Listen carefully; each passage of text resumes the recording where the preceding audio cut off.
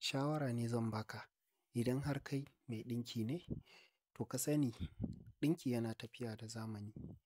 Ya kamata ka mai da hankali wurin koyon sababbin abubuwa. Duk abin da ya fito, ka mai da hankali ka koya.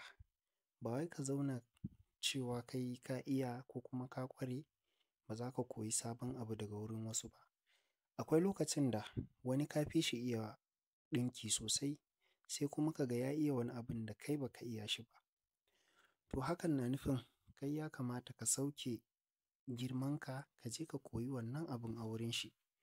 Amma fa idan ka ce za ka sa wa kanka mugunta irin yadda telolin da suke yi, su dinga ɓoye ilimi, to kai ma ba za ka taɓa ci gaba ba.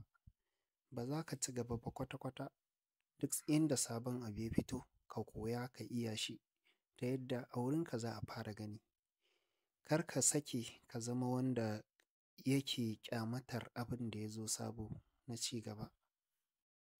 Ni wannan shawara ce wadda nake ganin ta dace. Ba wai ina nufin na iya ba ne ko kuma na fi ku sanin abin da ya kamace ku a sana'anku. Ni ma ba wai na iya ba ne, koya nake yi. Har yau ina zuwa na koyo.